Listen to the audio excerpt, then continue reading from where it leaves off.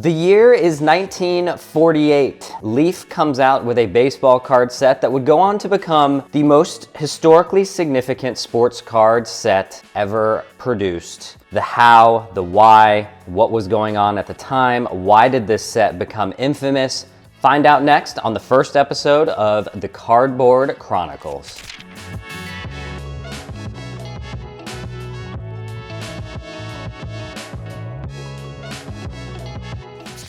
Hey guys, it's Mr. Hollywood and welcome into the very first episode of the Cardboard Chronicles here at the Hollywood Rips studio.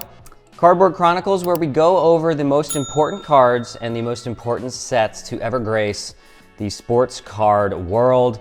And on today's episode, we have what I think is the most important card and the most important set that has ever been printed. I am talking about 1948 Leaf Baseball. As you can see right here in my hands is the prized jewel of that set. It is the Jackie Robinson 48 Leaf rookie card in a PSA 2. I have always been a collector that is predicated on history as opposed to financial gain. I'm not a huge fan of repacks. I'm not a huge fan of breaking. I'm not a huge fan of buying and selling cards to try and profit as fast as possible. That's just not really how I've collected, even since I was a kid. I tend to collect stuff that I think has historical significance because it means something in the history of American culture, in the history of American sports. And so I've always gravitated more towards this kind of stuff. This type of card here. So let's paint the picture a little bit for 1948 Leaf. What is going on at the time in the United States? Well, we're coming out of World War II. We, of course, fought Hitler and freed the world from tyranny, along with our allies in the war. There was a lot of post-war prosperity in 1948. You know, we saw a lot of people having children, the economy recovered, and baseball cards hadn't been released for quite a long time, at least a handful of years. And why were baseball cards not released for a handful of years? Well, it was because there were wartime restrictions on cardboard, ink, and supplies to make even something like bubble gum, because a lot of baseball cards at this time had bubble gum in them. And so because of those wartime restrictions, baseball cards were not made. And so what makes 1948 Leaf baseball so important, number one, is it was the very first full color baseball card set post World War II. That's number one. Number two, it also happens to have the rookie card of the most historically significant player in North American sports history, in Jackie Robinson here.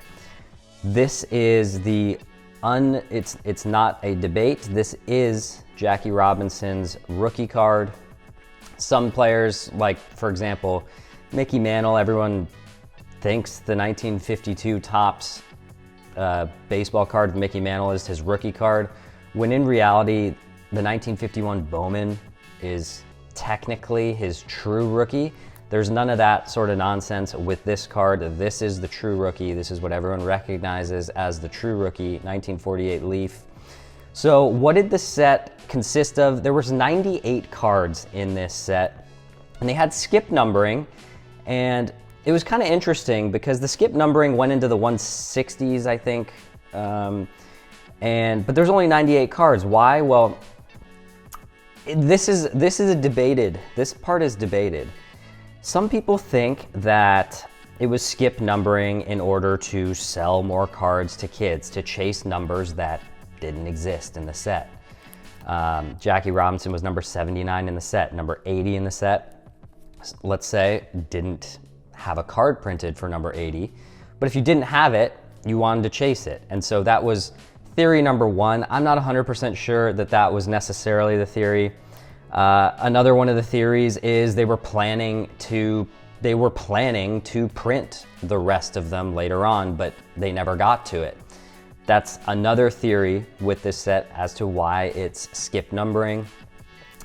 But of course, when you don't print cards for a long time, you're gonna have a buildup of cards that haven't been printed before, and more importantly, a buildup of players who have rookie cards in this set. So if cards weren't printed for a handful of years, of course, you're gonna have a whole lot of rookies in this set for the first time, and that's exactly what we had here.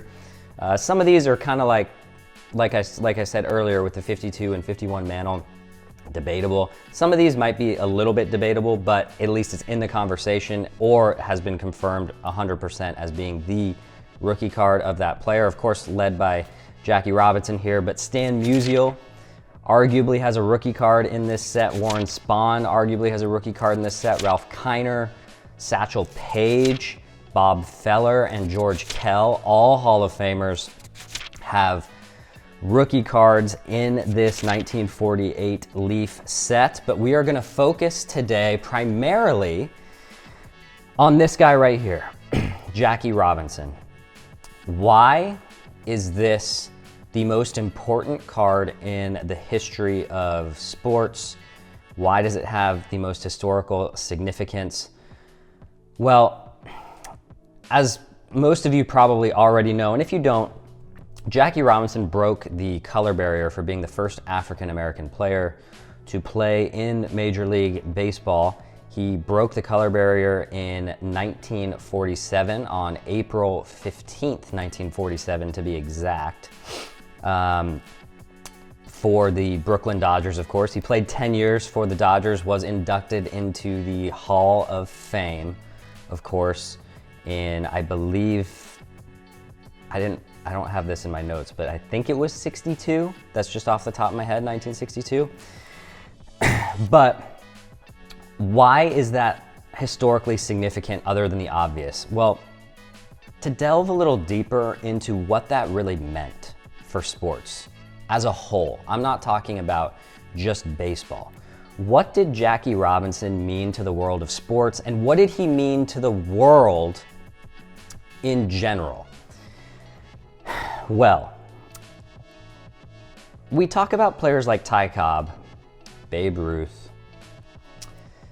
Honus Wagner in their playing days, right? Some of the greatest players to ever grace this game. What's the elephant in the room? What's the one thing that is clearly different when they were playing baseball? Well, they only played against people of the same skin color. Babe Ruth hit all 714 of those home runs against a Caucasian person, right? Ty Cobb, that crazy batting average, all those stolen bases, all those hits, all done with segregated leagues. You had the Negro leagues, and then you had the major leagues, which was all white people. This changed the game. Jackie Robinson coming in 1947 and breaking the color barrier changed the game for not just every sport, but it changed the course of history in the United States and around the world.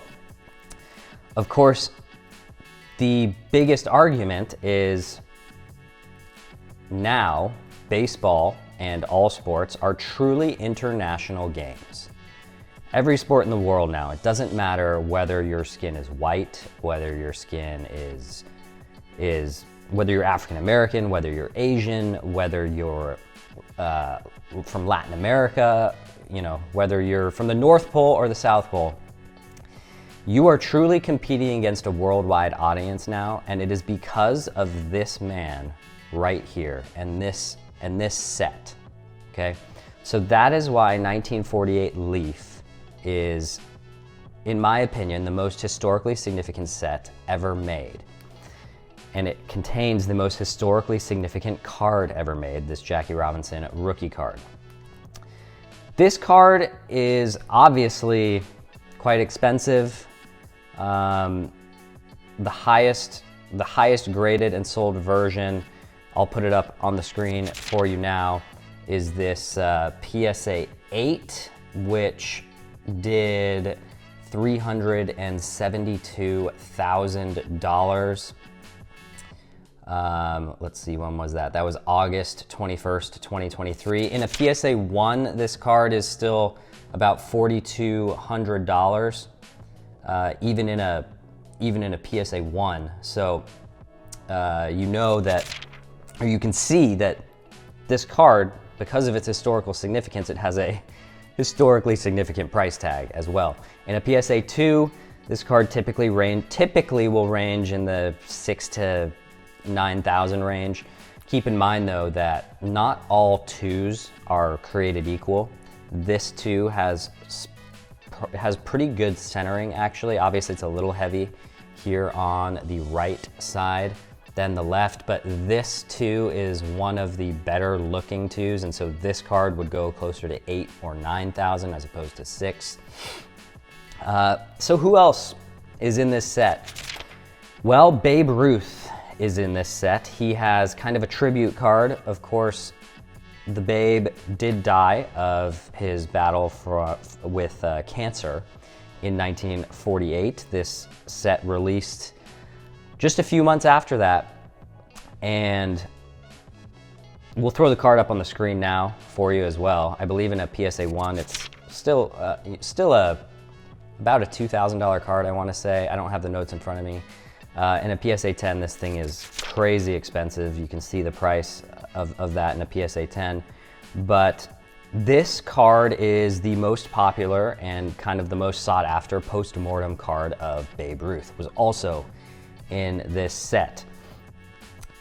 2 more cards that were in this set that are pretty important. Number 1, let's look at the John Wagner, the Honus Wagner. This one's really interesting because Honus Wagner was a coach for the Pittsburgh Pirates in this set. I know it says John Wagner, that is Honus Wagner.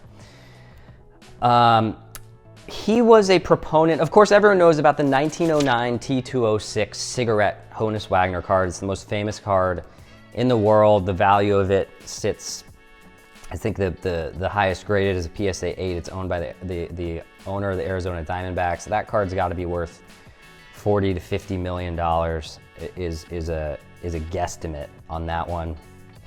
Of course, the reason that card's so popular and so famous is because Honus Wagner apparently decided very last minute that he did not want to endorse tobacco products to kids, and so he had his card pulled from those cigarette sets, and so only a few made it out into circulation. That is why it is so unbelievably valuable. But Honus Wagner, it's very interesting because in this card that you can see on the screen now, Honus Wagner is actually chewing tobacco in this set. You can see kind of the bulge there in his mouth. So if we're going to debate whether Honus Wagner had his T206 card pulled because he didn't want to endorse tobacco, and now we have a card in 1948, 30 years later, where he is actually chewing tobacco, I'm not sure what that says about that theory about the T206 cards. Either way, they're still worth a crazy amount, but I just thought this is a really interesting and historically significant card because it kind of debunks that theory from 1909 T206. And to be honest, this card is not expensive. It's relatively, in the grand scheme of things. This card is, you can get this card for $400, $500, $600, $700 in like a higher, in like a higher grade. So this isn't really an expensive card. And I think it has a lot of historical significance. The last one we want to talk about is the Satchel Paige rookie card. Satchel Paige, of course, a pitcher. He was elected into the Hall of Fame in 1971. Apparently, Satchel Paige, out in St. Louis, he could throw 105 miles an hour, allegedly. I don't know really how, I can't tell you if that's 100% true or not, but what I can tell you is that this Satchel Paige card is worth, I'll throw it up on the screen, in a PSA 7, it's the highest graded one I could find. That card sold for $108,000 on September 11th in 2020. 108 grand. That's in 2020. In 2019, a PSA 1 sold for $6,633. That is before the COVID boom of sports cards. I expect those numbers to be way higher now. Why is it such an expensive card? Well, Satchel Paige was a short printed card in this set. We have seen some uncut sheets of this set. They're in existence. Obviously insanely rare.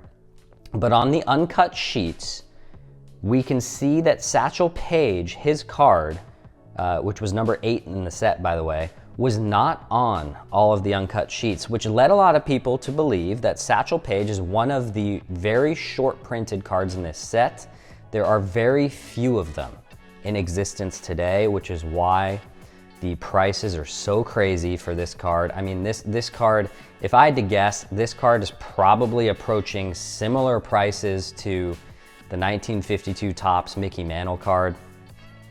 I have to think, I don't know when the last time a PSA 1 sold, or well, the last one that recorded, at least according to Market Movers, sold in 2019 for again, $6,600.